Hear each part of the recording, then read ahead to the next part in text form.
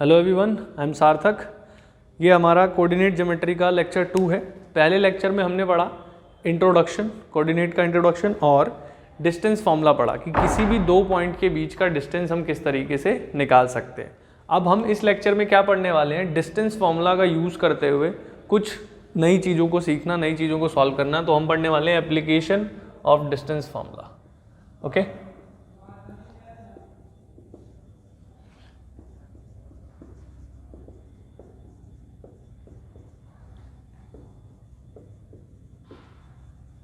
ठीक है। तो देखो, अब इसके एप्लीकेशन में सबसे पहली चीज जो हम पढ़ने वाले हैं वो है collinearity and non collinearity. Okay,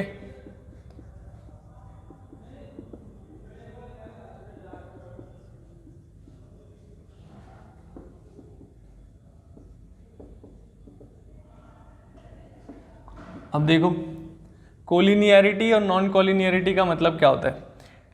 अगर कभी भी दो से ज़्यादा पॉइंट्स की बात करें, देखो दो पॉइंट अगर हैं हमारे पास तो वो दो से हमेशा एक स्ट्रेट लाइन हम बना सकते हो, है ना। तो अगर दो से ज़्यादा पॉइंट्स की बात कर रहे हैं तो अगर वो पॉइंट्स एक ही स्ट्रेट लाइन पर लाई करते हैं, जैसे हम अभी 3 पॉइंट्स की बात कर लेते हैं ना, 3 पॉइंट्स हैं, 3 पॉइंट्स अगर तीनों एक ही स्ट्रेट लाइन पर लाई कर रहे हैं तो वो तीनों पॉइंट्स क्या कहलाएंगे, कोलिनियर कहलाएंगे, है ना। कोलिनियर कब कहलाएंगे, जब all the points lie on the same line, same straight line। किस तरीके से, देखो जैसे मैंने ये पॉइंट लिए 1 2 3, है ना। अगर मैं एक स्ट्रेट लाइन बनाऊं तो ये तीनों एक ही पर आ जाए, है ना। तो ये तीनों पॉइंट्स हमारे क्या कहलाएंगे, कोलिनियर कहलाएंगे। क्लियर है। पर अगर तीनों पॉइंट एक ही स्ट्रेट लाइन पर लाई नहीं करते तो वो क्या कहलाते हैं, नॉन कोलिनियर। क्लियर है। अब देखो डिस्टेंस फॉर्मूला का यूज करते हुए हम कैसे पता लगाएंगे कि 3 पॉइंट्स कोलिनियर हैं या नहीं है।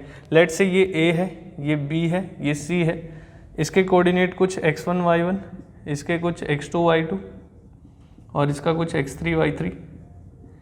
अब देखो अगर ये तीनों एक ही स्ट्रेट लाइन पर हैं तो A से B तक की जो लेंथ होगी या डिस्टेंस कह लो, है ना, और B से C तक की जो लेंथ होगी,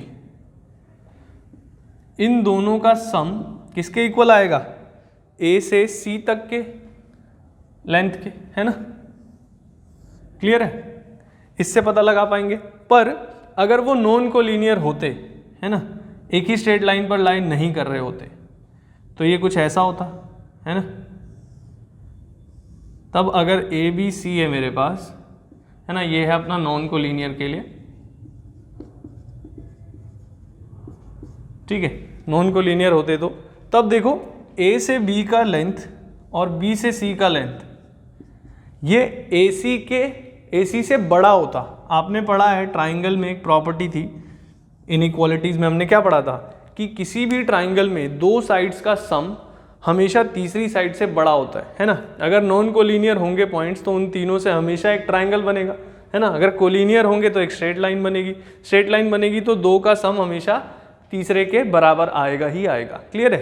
तो इस प्रॉपर्टी का यूज करते हुए कि किन्हीं भी दो पॉइंट्स, जैसे ये 2 पॉइंट उठाए, कोई भी 2 पॉइंट हो सकते हैं, रैंडम है ना, 2 पॉइंट उठाए, उनका सम, उनका डिस्टेंस और बाकी 2 उसका डिस्टेंस, है ना, फिर बाकी 2 उसका डिस्टेंस, तीनों में से 2 छोटे डिस्टेंसेस का सम अगर तीसरे यानी सबसे बड़े वाले डिस्टेंस के इक्वल आ जाता है तो आप कहोगे वो तीनों पॉइंट्स कोलिनियर है। अगर नहीं आता है तो आप कहोगे वो नॉन कोलिनियर है। तो डिस्टेंस फॉर्मूला का यूज करते हुए हम कोलिनियर और नॉन कोलिनियर बता सकते हैं। क्लियर है, ठीक है। अब इस पर एक क्वेश्चन कर लेते हैं। ये वीडियो को पॉज करके आप इसे नोट कर सकते हो।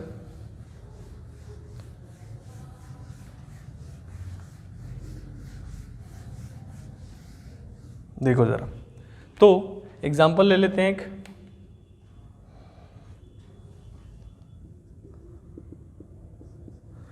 क्या है कि चेक वेदर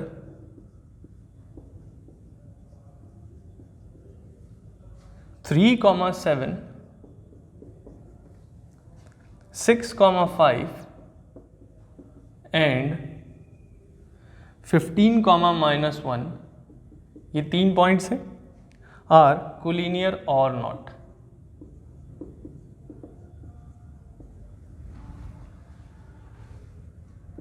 ठीक है, तो वही आ गया, कोलिनियरिटी की बात आ गई। तो अब कोलिनियर चेक करने के लिए हम क्या करेंगे, नाम रख लेते हैं इनके ए बी सी, ठीक है।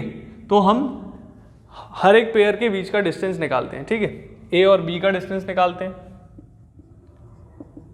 तो डिस्टेंस फॉर्मूला क्या था, जैसे अगर ये x1 y1 है, ये x2 y2 है, तो दोनों ही पॉइंट्स के x कोऑर्डिनेट का डिफरेंस यानी x2 माइनस x1 6 माइनस 3 का स्क्वायर प्लस y कोऑर्डिनेट्स का difference y2 minus y1 5 minus 7 का स्क्वायर। क्लियर है? तो ये कितना आ जाएगा, 6 माइनस 3 इज 9, 6 माइनस 3 इज 3, 3 का स्क्वायर 9, 5 माइनस 7 इज माइनस 2, है ना, माइनस 2 का स्क्वायर 4, तो 9 प्लस 4 इज √13 ही हो गया ये तो, है ना। और इसी तरह b और c का डिस्टेंस निकाल सकते हैं हम सेम फॉर्मूला से, तो ये हो जाएगा 15 माइनस 6 स्क्वायर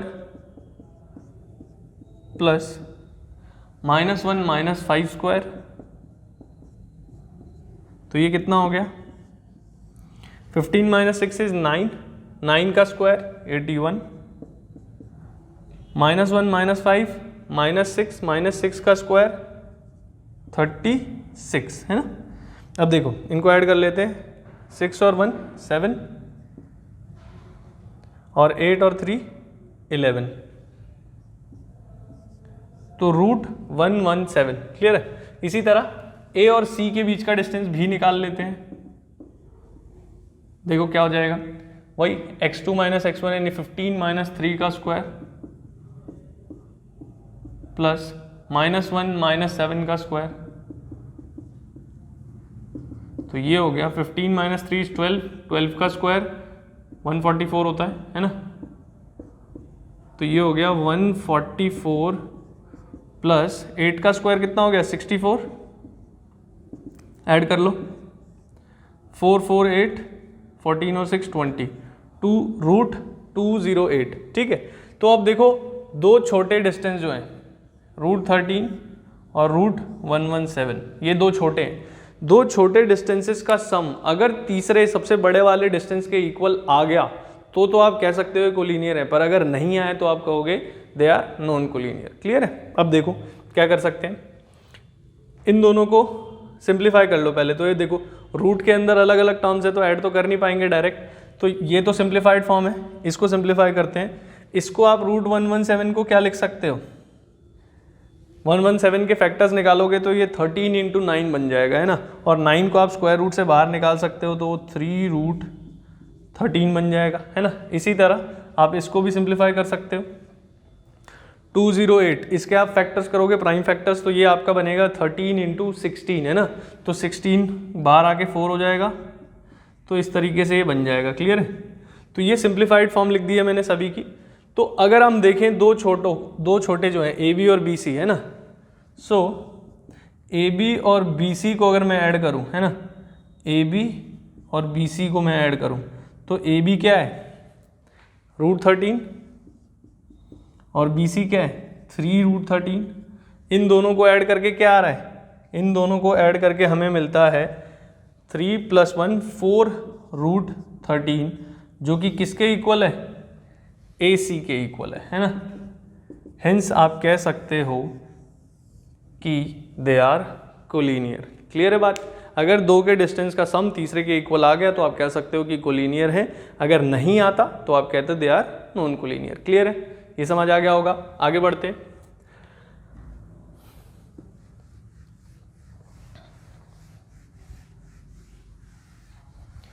अब हमने ये एप्लीकेशन जो डिस्टेंस फार्मूला का एप्लीकेशन पढ़ रहे थे उसमें हमने ये देखा कोलिनियरिटी और नॉन कोलिनियरिटी। अब हम देखते हैं इसी फॉर्मूले को यूज़ करते हुए, डिस्टेंस का यूज़ करते हुए हम ट्राइंगल के बारे में, उनके टाइप के बारे में पढ़ते हैं, है ना, उसको हम जानते हैं। क्या जानने वाले हैं हम? Type of triangle.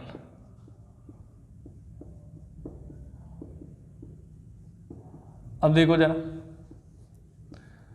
अगर कोई भी ट्राइंगल है मेरे पास, एक रैंडम मैं ट्राइंगल बना लेता हूँ यहाँ पर ABC, मतलब ये कि अगर 3 पॉइंट्स अगर नॉन कोलिनियर है तो ट्राइंगल बनेगा, और ट्राइंगल बनेगा तो कुछ टाइप होगी उसकी, है ना।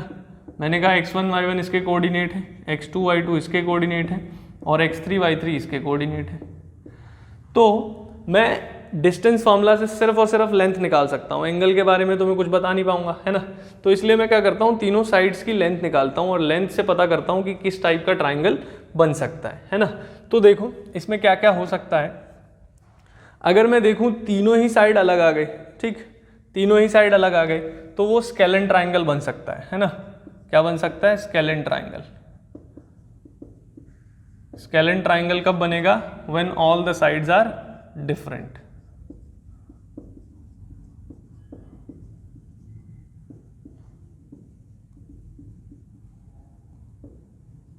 अब देखो इसमें ही अगर होता कि दो साइड्स इक्वल आ जाती और तीसरी उनके इक्वल नहीं आती, है ना, तो आप क्या कहते हैं उसको, आइसोसेलेस कहते, है ना, आइसोसेलेस ट्राइंगल। तो आइसोसेलेस में क्या कहते हैं, when two sides are equal.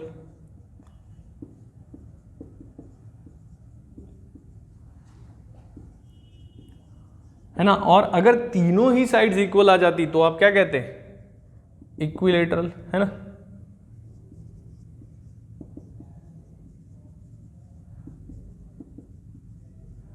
आप तीनों साइड्स की लेंथ निकालते, डिस्टेंस फार्मूला का यूज करते और तीनों ही इक्वल आ जाती तो आप कहते कि ट्राइंगल जो है वो कैसा है, when all the sides are equal, तो ट्राइंगल इक्विलेटरल होगा। क्लियर है। अब देखो एक चीज बची इसमें जो कि है राइट एंगल ट्राइंगल, है ना। अब राइट एंगल ट्राइंगल का कैसे पता चलेगा, देखो अब वही बात आ गई, एंगल के बारे में हम थोड़ी ना जानते हैं कुछ, पर हम साइड के रिलेशन से भी बता सकते हैं कि वो ट्राइंगल राइट एंगल है या नहीं है। हमने कन्वर्स ऑफ पाइथागोरस थ्योरम में क्या पढ़ा था कि अगर किसी भी ट्राइंगल में दो छोटे साइड्स के स्क्वायर का सम तीसरे यानी सबसे बड़े साइड के स्क्वायर के अगर इक्वल आ गया, है ना, तो आप कह सकते हो वो ट्राइंगल कैसा होगा, ट्राइंगल राइट एंगल होगा। क्लियर है। मैं यहाँ पर लिख देता हूँ ए बी का स्क्वायर प्लस बी सी का square is equal to A C square. अब ए बी बी सी ए सी नहीं होगा क्वेश्चन में कुछ भी हो सकता है, पर यहाँ मैं मेंशन कर रहा हूँ कि ए सी इज द ग्रेटेस्ट या लॉन्गेस्ट साइड, है ना, लॉन्गेस्ट साइड, है ना। अगर दो छोटे साइड के स्क्वायर का सम अगर बड़े साइड के स्क्वायर के इक्वल आ गया तो आप कहोगे वो राइट एंगल ट्राइंगल फॉर्म करेगा। ठीक है। तो अब एक अगर स्केलन ट्राइंगल मेरे पास आता है तो मैं उसके लिए भी राइट एंगल की प्रॉपर्टी चेक करूंगा, है ना, क्योंकि तीनों साइड्स अलग है। लेट से 3 4 5 है, तीनों अलग दिखी तो आप तो कह दोगे स्केलन है, पर वो स्केलन के साथ साथ राइट एंगल भी तो है, तो ये भी हम चेक करेंगे। और आइसोसेलेस भी चेक करेंगे। आइसोसेलेस ट्राइंगल अगर कोई है मेरे पास तो भी मैं चेक करूंगा कि वो राइट एंगल है कि नहीं है ना। मान लो कि एक साइड 4 है, दूसरी भी 4 है, पर तीसरी 4√2 है ना। तो इस केस में भी जो ट्राइंगल फॉर्म करेगा वो आइसोसेलेस तो है, दो साइड इक्वल है, साथ के साथ वो राइट एंगल भी है, पर इक्विलेटरल को मैं चेक नहीं करूंगा। ठीक है ना। क्यों? क्योंकि अगर राइट एंगल होगा तो दो साइड तीसरी साइड मतलब कोई एक ना एक साइड तो बड़ी होगी ही होगी, है ना, सबसे बड़ी, पर इक्विलेटरल में तो सारी इक्वल है ना, तो ये तो राइट एंगल का मतलब ही नहीं बनता। क्लियर है। तो स्केलन और आइसोसेलेस के केस में मैं राइट एंगल की प्रॉपर्टी भी चेक करूंगा ताकि मैं क्लियरली बता सकूं कि स्केलन के साथ साथ राइट एंगल भी है। ठीक है। तो ये डिस्टेंस फॉर्मूला का यूज करते हुए मैं बता सकता हूं कि कोई भी ट्राइंगल किस टाइप का होगा। क्लियर है। तो अब इस पर कुछ क्वेश्चंस करते हैं।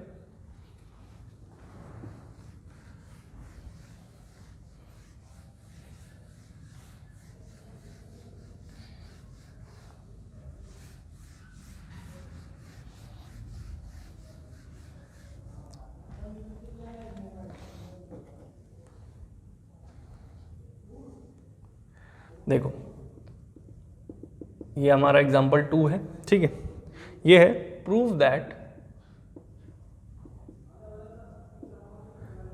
1, -1 एंड -1/2, 1/2 एंड 1, 2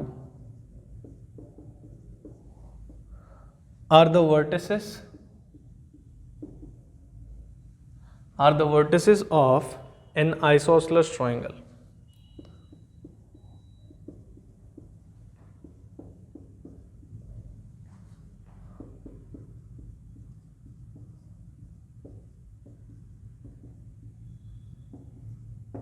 ठीक है, देखो ज़रा किस तरीके से कर सकते हैं।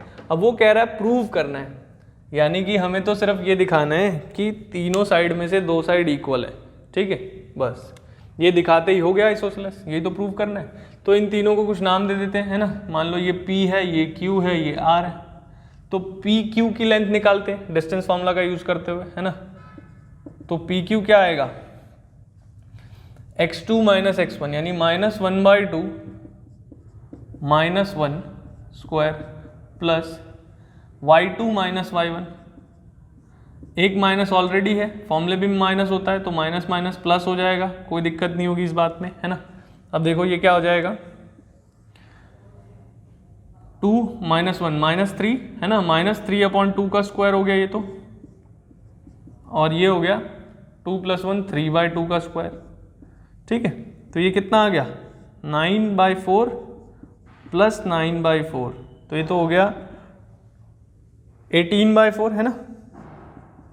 अब 18/4 को आप स्क्वायर रूट से बाहर निकालोगे तो ये 9 × 2 होता है ना। तो ये हो गया 9 का बाहर आ गया 3, और ये 4 का बाहर आ गया 2, और ये बचा √2, है ना। तो 3/2 √2, ठीक है। इस तरीके से PQ निकल गया है। सिमिलरली आप QR निकाल सकते हो, है ना। क्या है QR, 1 माइनस फॉर्मूले में होता है और माइनस यहाँ भी है तो प्लस हो गया, 2 - 1/2, तो ये हो गया 2 + 1 3, 2 + 1 3/2 का स्क्वायर, 2 × 2 = 4 - 1 3/2 का स्क्वायर, सेम ही चीज आ गई, है ना, वही 3/2 का स्क्वायर 3/2 का स्क्वायर, 9/4 + 9/4 18/4, तो एट दी एंड यही आ जाएगा, है ना, 3/2 √2। और हम चाहें तो PR भी निकाल कर दिखा सकते हैं, है ना। PR हम इसलिए निकाल रहे हैं कि कहीं PR इसके इक्वल ना आ जाए, है ना। PR भी इक्वल आ गया, तीनों इक्वल आ गए, तब तो वो इक्विलेटरल ट्राइंगल बन जाएगा ना, है ना। तो देखो PR निकाल देते हैं, 1 - 1 का स्क्वायर प्लस 2 + 1 का स्क्वायर, है ना, क्योंकि माइनस ऑलरेडी है, तो 1 - 1 = 0, 2 + 1 = 3, 3 का स्क्वायर 9, और 9 का √3, है ना। तो ये सभी डिस्टेंस हैं तो यूनिट में रहेंगे, है ना। तो अब देखो, आप देख सकते हो कि यहाँ पर दो साइड इक्वल आ गई हैं, है ना। तो आप कह भी सकते हो कि एज PQ = QR, है ना, मतलब दो साइड्स इक्वल हैं, है ना, 2 sides are equal, therefore triangle PQR is isosceles। Clear है, ठीक है। तो इस तरीके से हम डिस्टेंस फॉर्मूला का यूज करते हुए हम बता पाएंगे कि कोई भी ट्राइंगल किस टाइप का है। क्लियर है। तो एक और एग्जांपल करते हैं इस पर।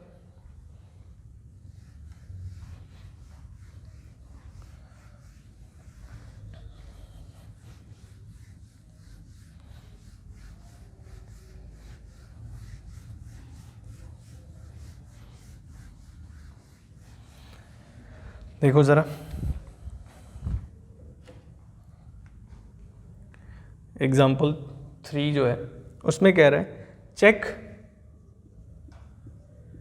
The type of triangle whose vertices are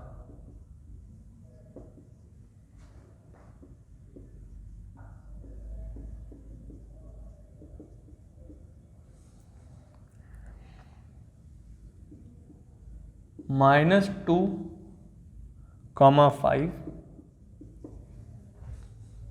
3, -4 and 7, 10। ठीक है। तो हमें ये चेक करना है कि ये किस टाइप का ट्राइंगल होगा। ठीक है। अब देखो सेम वही, इन तीनों के कुछ नाम रख लेते हैं।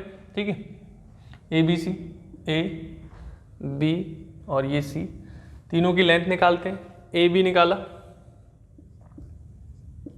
अब देखो AB निकालते हैं तो वही distance formula, x2 minus x1 यानी 3 माइनस माइनस 2 5 हो गया ना, और 3 प्लस हो गया, 3 प्लस 2 5 है ना, का स्क्वायर प्लस माइनस 4 माइनस 5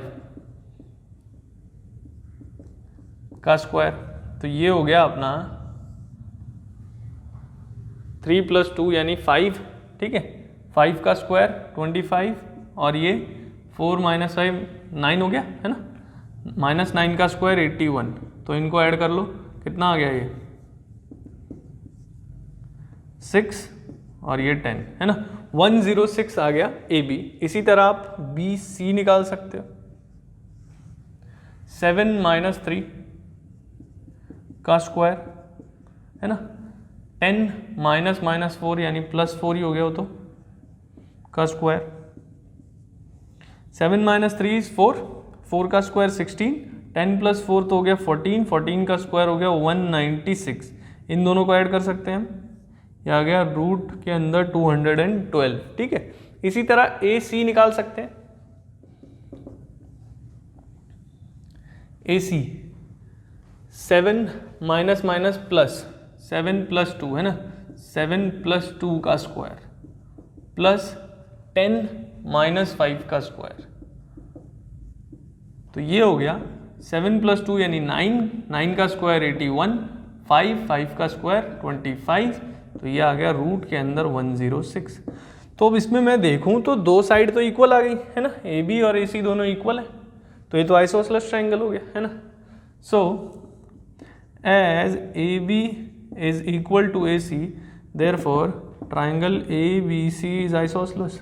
पर हमने एक चीज़ पढ़ी थी कि अगर ट्रायंगल आइसोसेलेस है तो वो राइट एंगल भी तो हो सकता है ना। तो राइट एंगल होने के लिए हमें एक चीज़ चेक करनी होती है कि दो छोटी साइड्स ए बी और ए सी है ना। आप देख सकते हो ये छोटा है, ये छोटा है, यही सबसे बड़ा है ना। तो अगर राइट एंगल होगा भी तो यही हाइपोटेनस होगा, पर नहीं होगा तो नहीं होगा है ना। A B square plus A C square B C square के इक्वल आता है क्या, देखते हैं। तो ए बी स्क्वायर यानी रूट 106 का स्क्वायर, तो ये तो 106 ही हो जाना है ना। तो 106 प्लस 106 दैट इज 212, और वो किसके इक्वल है, ए बी सी के स्क्वायर के ही तो इक्वल आ गया है ना। तो आप देखो दो साइड के स्क्वायर का सम तीसरी साइड के स्क्वायर के इक्वल आ गया, यानी आप कह सकते हो ये आइसोसेलेस भी है and it is right angle है ना। और एक और चीज, जब भी हम कोई ट्रायंगल बना रहे हैं तो हमेशा जो हाइपोटेनस होता है वो राइट एंगल के ऑपोजिट होता है। तो इसमें मैं हाइपोटेनस देख रहा हूँ BC है, तो BC के ऑपोजिट कौन सा वर्टेक्स होगा, A होगा, जाहिर सी बात है ना, जो बच गया। तो आप यहाँ पर ये भी बता सकते हो राइट एंगल कौन सा वाला एंगल होगा, तो BC के ऑपोजिट कौन सा है, A, तो राइट एंगल एट A बता सकते हो आप है ना। तो आप ये चीज़ें भी बता सकते हो, क्लियर है। तो इस तरीके से आप डिस्टेंस फॉर्मूला का यूज करते हुए किसी भी ट्राइंगल का टाइप बता सकते हो, क्लियर है। आगे बढ़े, चलो।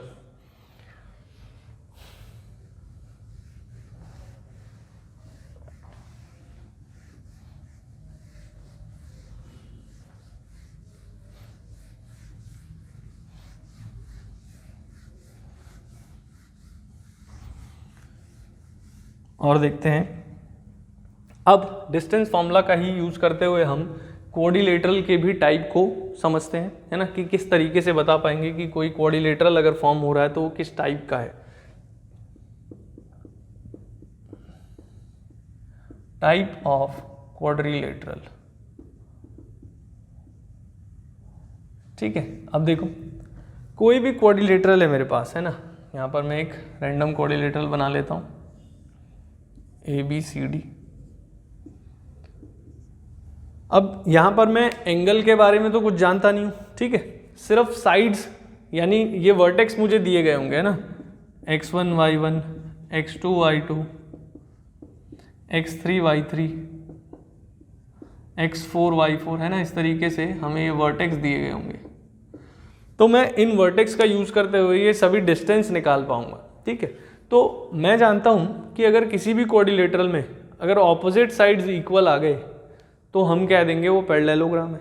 सिंपल सी बात है ना। ये हमने पढ़ा हुआ है क्लास 9th में, कोडिलेटरल चैप्टर में हमने पढ़ा था पैरेललोग्राम की प्रॉपर्टीज में कि अगर उसकी साइड्स, ऑपोजिट साइड्स इक्वल हैं किसी भी कोडिलेटरल की, तो वो पैरेललोग्राम होता है। तो यहाँ पर मैं क्या बताऊंगा कि वो पैरेललोग्राम कब होगा कोई भी कोडिलेटरल? पैरेललोग्राम वो तब होगा इफ इट्स ऑपोजिट साइड, या कह लो if the opposite sides of the quadrilateral are equal, if the opposite sides are equal, है ना, तो हम कहेंगे वो पैरेललोग्राम है। पर हमने पढ़ा था रेक्टेंगल में भी तो ऑपोजिट साइड्स इक्वल होती हैं, पर एंगल भी 90 होता है, पर एंगल के बारे में बता नहीं पाएंगे, तो कैसे पता लगाएं कि वो रेक्टेंगल तो नहीं। तो हमने ये भी पढ़ा था कि पैरेललोग्राम और रेक्टेंगल में ना डायगनल्स का फर्क होता है। क्या कि पैरेललोग्राम के डायगनल इक्वल हों ऐसा ज़रूरी नहीं है, पर रेक्टेंगल के डायगनल तो इक्वल ही होंगे, है ना। तो अगर मैं डायगनल निकालता ना इसके AC, क्योंकि A और C भी पता है तो AC की लेंथ निकाल सकता हूँ, B और D पता है तो BD की लेंथ निकाल सकता हूँ, है ना। तो अगर किसी कोडिलेटरल में ऑपोजिट साइड्स इक्वल हैं और साथ के साथ उसके डायगनल भी इक्वल है ना, तो आप क्या कहोगे कि वो रेक्टेंगल है। पर अगर डायगनल इक्वल नहीं है तो पैरेललोग्राम तो है ही ना, ठीक है। ऑपोजिट साइड्स इक्वल होते ही वो पैरेललोग्राम हो गया, ठीक। अगर डायगनल भी इक्वल है तो रेक्टेंगल है, अदरवाइज पैरेललोग्राम है। क्लियर है। तो रेक्टेंगल कब होगा? वो कोई भी कोऑर्डिनेटर रेक्टेंगल तब होगा जब ऑपोजिट साइड्स इक्वल होंगे,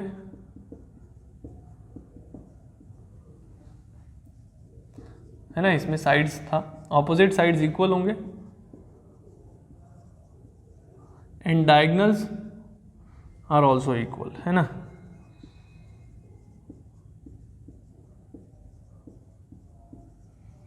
क्लियर। ऑपोजिट साइड इक्वल होनी चाहिए और दोनों डायगनल्स की लेंथ AC जितना होगा उतना ही BD होना चाहिए। क्लियर।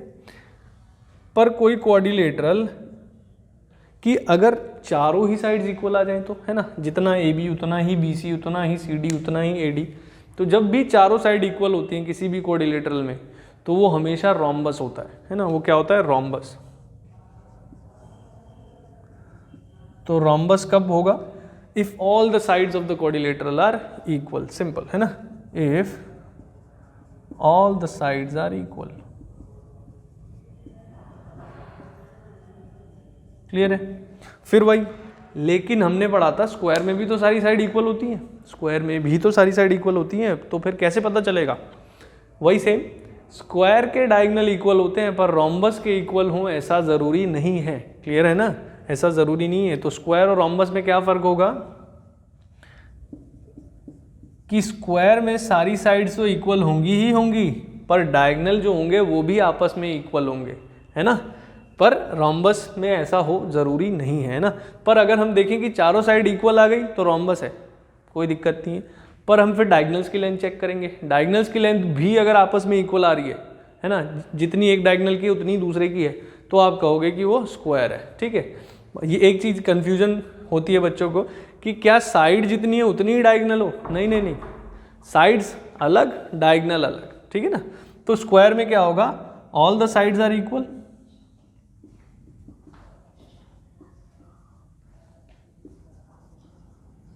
एंड डायगनल्स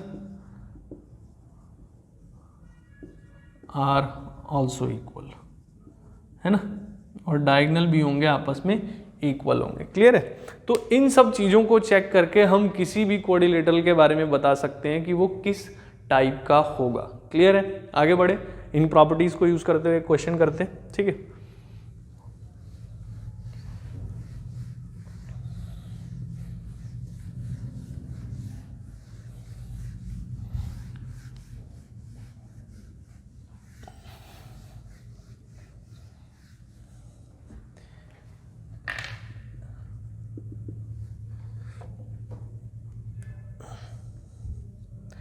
तो देखो जरा एग्जाम्पल नंबर 4 क्या है कि what type of कोऑर्डिनेटरल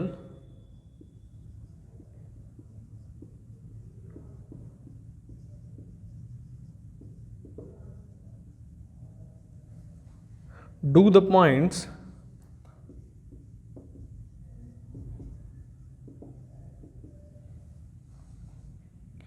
A, that is 2, -2, B, that is 7, 3, C, that is 11, -1, and D, that is 6, -6 form. ठीक है, अब देखो, जब भी 4 वर्टेक्स हमें दिए हैं तो जिस भी ऑर्डर में दिए हैं हमें उसी ऑर्डर में लेने होते हैं। क्या? जिस भी ऑर्डर में हमें दिए गए हैं हमें उसी ऑर्डर में लेने हैं। ठीक है ना, आप आगे पीछे नहीं कर सकते उनको। जैसे मैंने ये क्वाड्रिलेटरल बना लिया, ठीक है, ए जिस ऑर्डर में, जैसे पहले दिया है तो वो अपना ये हो गया, है ना, फिर बी, फिर सी, फिर डी। ये नहीं कि ए यहाँ लिख दिया, बी यहाँ लिख दिया, सी यहाँ लिख दिया, डी यहाँ लिख दिया, ऐसा नहीं, एक ऑर्डर में लिखना है। चाहे वो ए बी सी डी नाम से दे चाहे ना दे, वो खाली 4 वर्टेक्स दे दे, आपको ऑर्डर में लिखना है। ऑर्डर कैसा भी हो, ए बी सी डी हो या ए बी सी डी हो, है ना, वो आपकी इच्छा है। तो ए बी सी डी इस तरीके से ऑर्डर में ही लिखोगे, चाहे वो मेंशन करता है या नहीं करता है, आपको ऑर्डर में ही लिखना है ना। तो ए 2, -2 होगा और बी है 7, 3, सी है कितना है, सी 11, -1, ठीक है, और डी कितना है 6, -6। ठीक है, तो चलो हम एक एक करके चारों साइड्स निकालते हैं। ए बी की लेंथ निकालते हैं, डिस्टेंस फॉर्मूला आप पढ़ चुके हो। ठीक है, x2 - x1, 7 - 2 का स्क्वायर, 7 - 2 इज 5, 5 का स्क्वायर 25 प्लस 3 माइनस ऑफ -2, है ना, एक माइनस फॉर्मूले में होता है, ये माइनस ऑलरेडी है, तो 3 माइनस माइनस प्लस हो गया, 3 + 2 5, 5 का स्क्वायर 25, तो ये तो √50 आ गया, है ना, √50।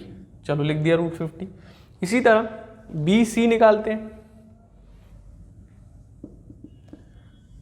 डिस्टेंस फॉर्मूला से ही 11 - 7, x2 - x1 4, 4 का स्क्वायर 16 प्लस -1 -3 -4, -4 का स्क्वायर भी 16, तो ये तो हो गया √32।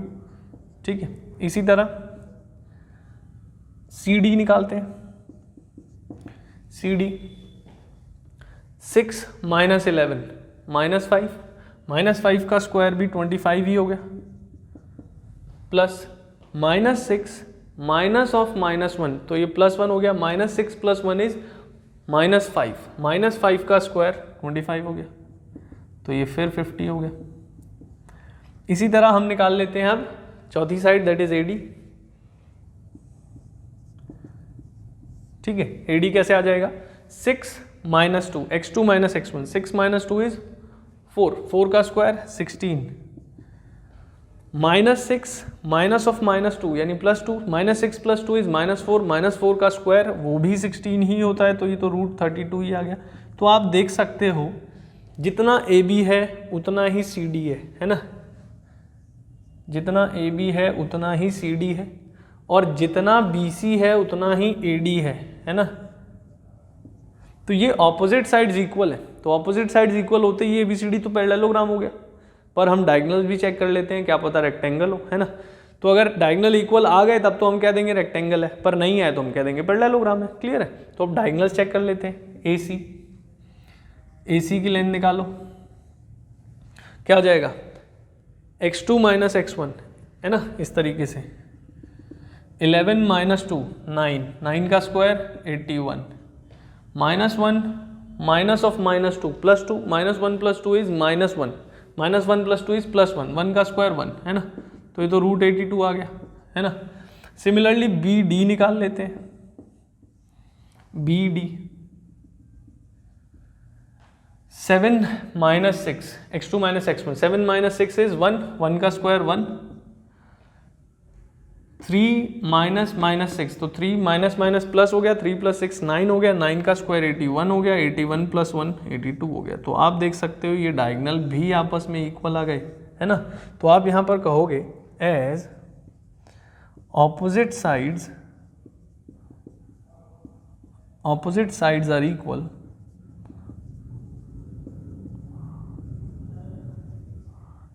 and also the diagonals are equal.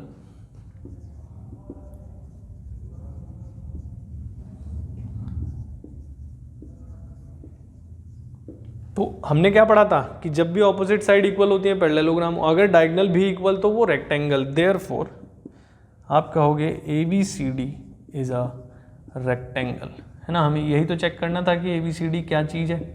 Clear है। तो आप डिस्टेंस फॉर्मूला का यूज़ करते हुए किसी भी कोऑर्डिनेटर का टाइप बता सकते हो कि वो किस टाइप का होगा। क्लियर है, आगे बढ़े, चलो।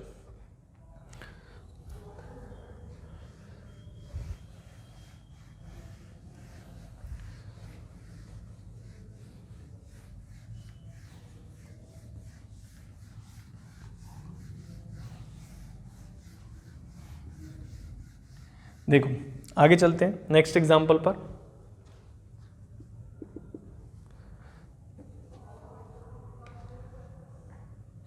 एग्जाम्पल नंबर 5 जो है वो है the centre of a circle. अब ये कोऑर्डिनेटर से नहीं है, इसमें कोऑर्डिनेटर का टाइप नहीं बताना है, ये अलग चीज़ है, ठीक है, समझेंगे इसको। The centre of the circle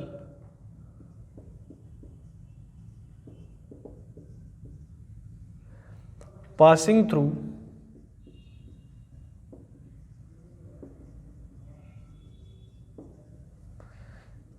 the points, क्या क्या पॉइंट है, 7, -5 और 3, -7 इसी के साथ है, और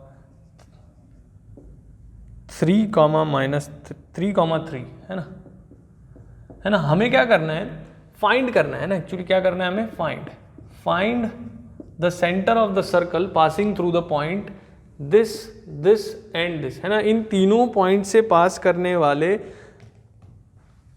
सर्कल का सेंटर हमें फाइंड करना है। तो लेट से ये सर्कल है, ठीक है, ये इसका सेंटर है, ये 3 पॉइंट है, कहीं तो होंगे सर्कल के ऊपर, आपने कहीं भी बना लिया। क्या क्या है, 7, -5, 3, -7 और 3, 3। तो अब समझना, अगर ये सेंटर है तो सेंटर से सर्कल तक का डिस्टेंस क्या होता है, रेडियस। तो इसका मतलब अगर इनके नाम रख दें ABC, तो OA, OB, OC तीनों की लेंथ इक्वल ही तो आएगी। तो सेंटर के कोऑर्डिनेट्स कुछ मान लेते हैं, वही तो फाइंड करने हैं अपने को। तो मान लिया कि सेंटर के कोऑर्डिनेट है x, y, है ना। तो OA का डिस्टेंस जितना भी होगा उतना ही OB का होगा, क्योंकि एक ही सर्कल की रेडियस हमेशा ही इक्वल होती है ना, एक ही सर्कल की रेडियस हमेशा इक्वल होती है। तो x, O और A का डिस्टेंस क्या हो जाएगा डिस्टेंस फॉर्मूला से, x -3 का स्क्वायर, है ना, x -3 का स्क्वायर प्लस y -3 का स्क्वायर, है ना। इसी तरह OB क्या हो जाएगा, x -3 का square plus y minus plus, है ना, y +7 का स्क्वायर। अब दोनों तरफ रूट है, रूट हटाने के लिए स्क्वायरिंग कर देते हैं, स्क्वायरिंग बोथ द साइड्स।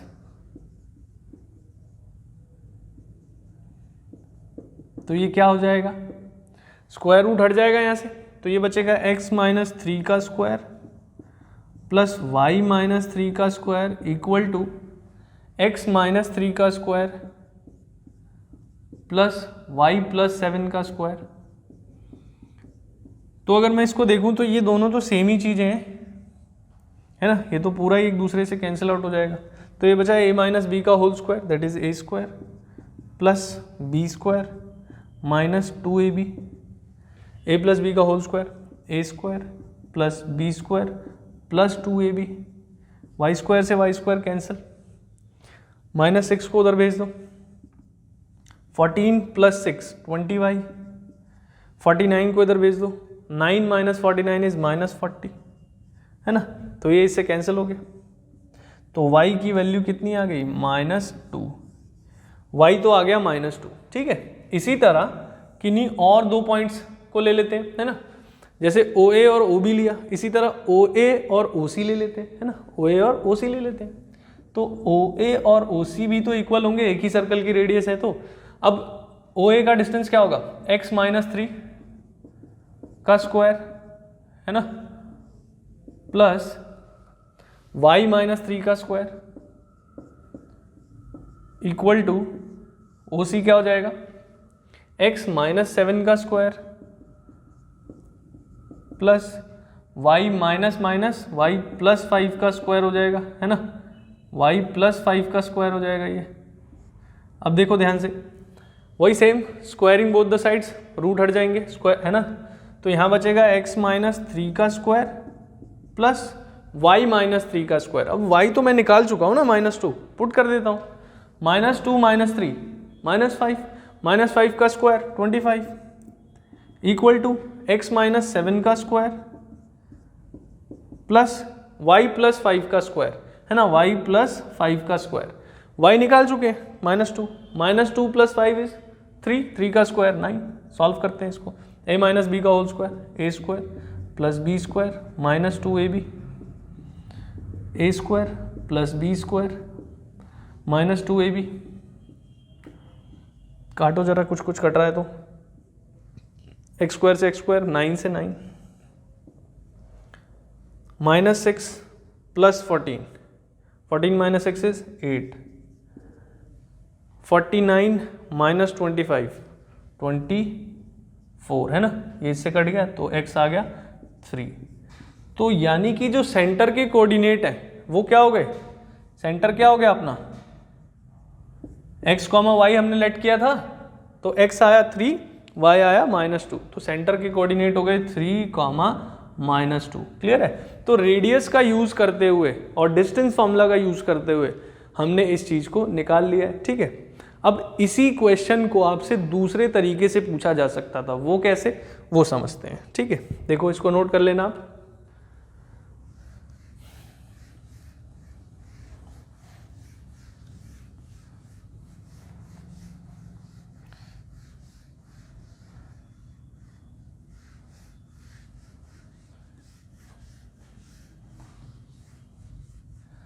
देखो क्या पूछता, इसी क्वेश्चन को किस तरीके से पूछा जा सकता था, find the circumcentre of the triangle whose vertices are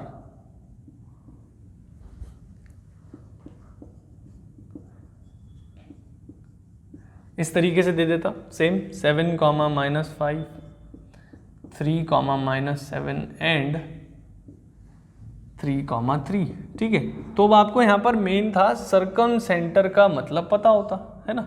तो सर्कम सेंटर का क्या मतलब होता है, अगर मेरे पास कोई एक ट्राइंगल है, ठीक है, कोई भी एक ट्राइंगल है जिसके कोऑर्डिनेट्स है मेरे पास क्या, वही 7, -5, है ना, ए के कोऑर्डिनेट कितने थे,